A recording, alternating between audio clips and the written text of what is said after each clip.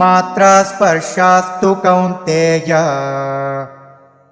शीतोष्णसुखदुःखदाः आगमापायिनो नित्याः तां तितिक्षस्व भारत। मात्रा स्पर्शाः तु कौन्तेय शीत उष्ण सुख दुःखदाः आगम अपायिनः अनित्याः भारत तान् तितिक्षस्व।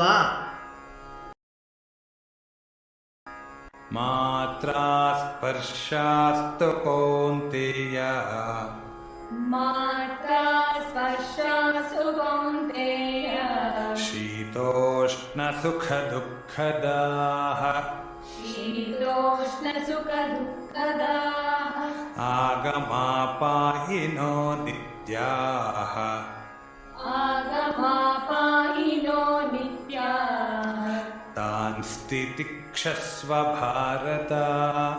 तांस्तितिक्षस्व भारत।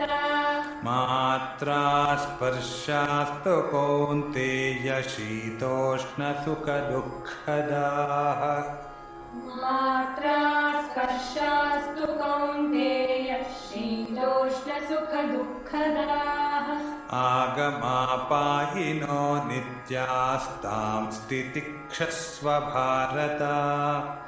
आगमापायिनो नित्यास्तांस्तितिक्षस्व भारत।